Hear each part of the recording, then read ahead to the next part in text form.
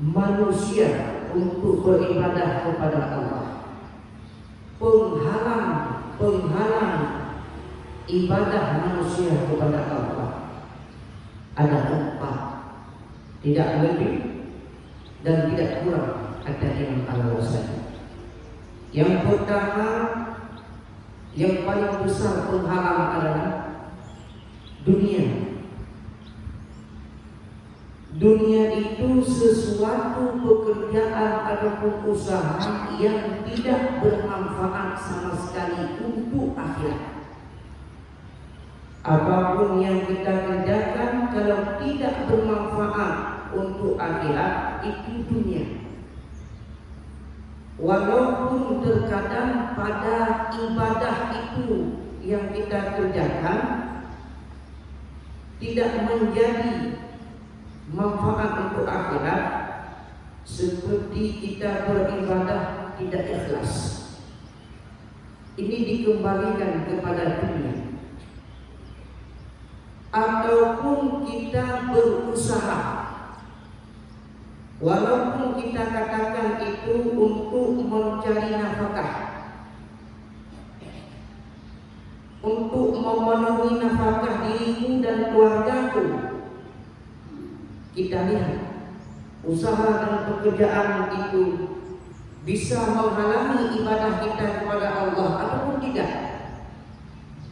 Seperti sibuknya kita dengan pekerjaan, akhirnya tertinggal kewajiban, tertinggal salat. Ini kalau ibadah, kalau usaha dan pekerjaan yang kita kerjakan itu terhalang dan tidak sempat untuk melakukan kewajiban kepada Allah, itu termasuk perkara dunia. Maka tertulis juga dalam kitab Jam'ul Jawami' Al-Musannafah, termasuk bimbang tubuh dan manusia, bimbang tubuh dan hati manusia itu adalah dalam mencari rezeki. Dalam mencari rezeki disibukkan tubuh. Kalau tidak disempatkan sibuknya tubuh, disibukkan hati. Dia bisa melakukan ibadah, tapi kondisi hatinya teringat di dalam usaha dan pekerjaan untuk mendapat rezeki. Ini dunia.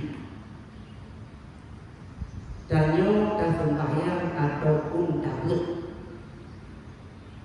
tubuh danyo jadakeun hana hidup. Hai sempat hadir pada tempat ibadah, tapi hati kita tidak ikhlas, hati kita teringat kepada pekerjaan dan usaha untuk mencari rezeki itu, berarti disibukkan hati kita. Ini dunia.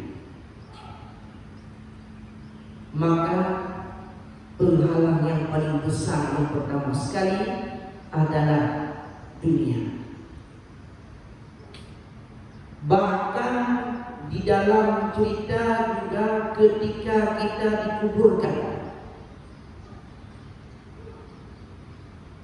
berteriaklah ahli kubur ataupun si mayat itu, wahai saudaraku, wahai istriku, wahai anakku, wahai sahabat-sahabatku, jangan pernah engkau tertipu dengan kehidupan dunia ini sebagaimana aku telah ditipu olehnya, karena dunia adalah paling besar gaya dan cara untuk menghalangi manusia mengingat Allah.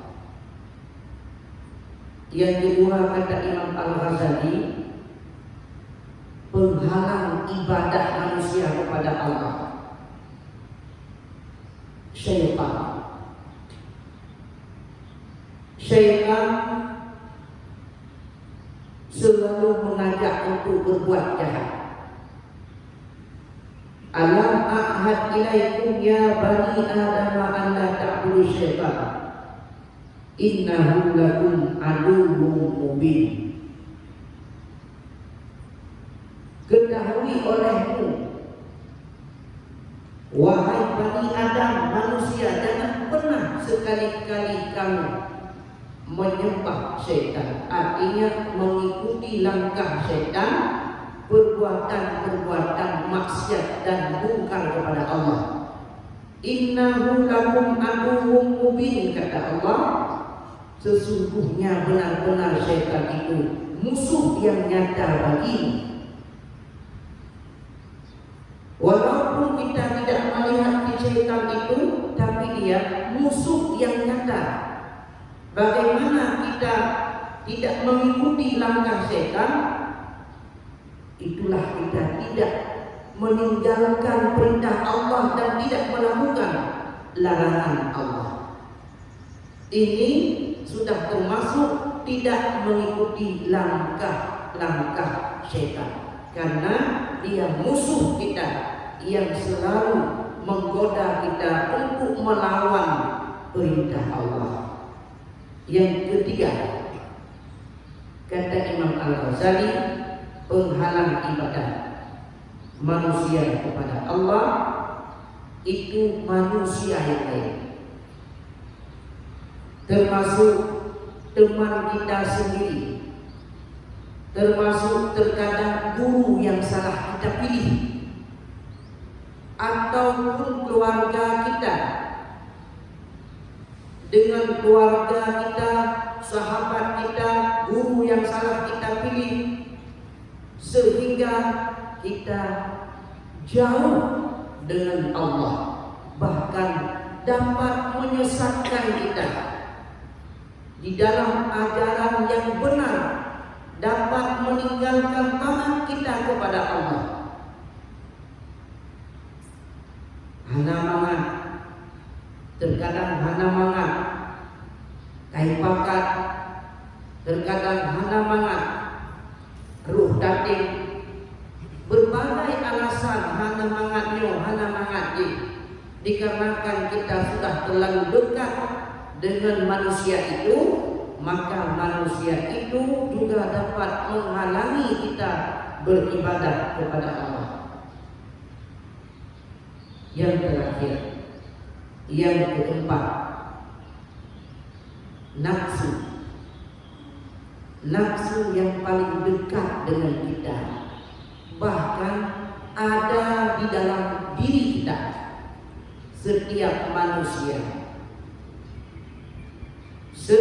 manusia itu dihiasi dengan hawa nafsu, dimuliakan dengan akal.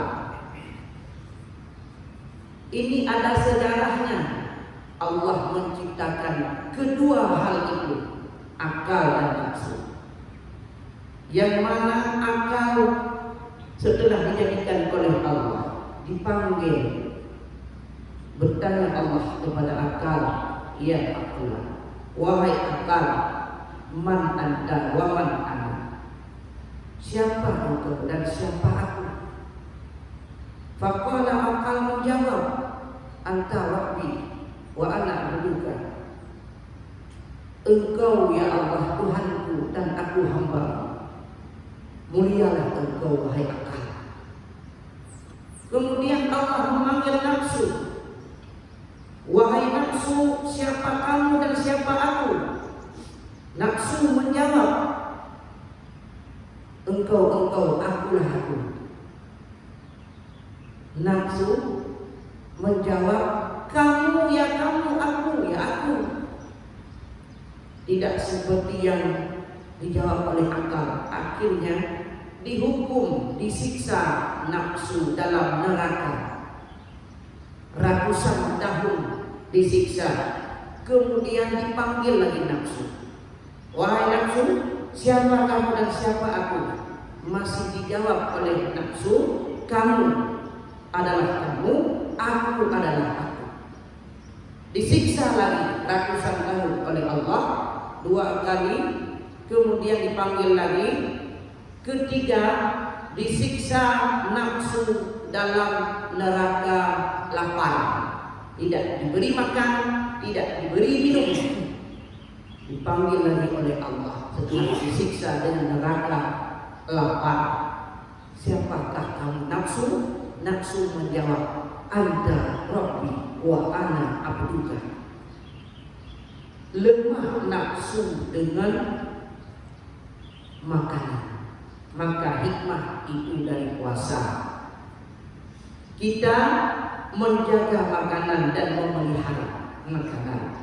Itu termasuk obat yang paling besar untuk menyembuhkan nafsu yang jahat yang ada pada setiap manusia, yang ada pada dasar nafsu. Karena nafsu pada dasar dan hakikatnya adalah jahat.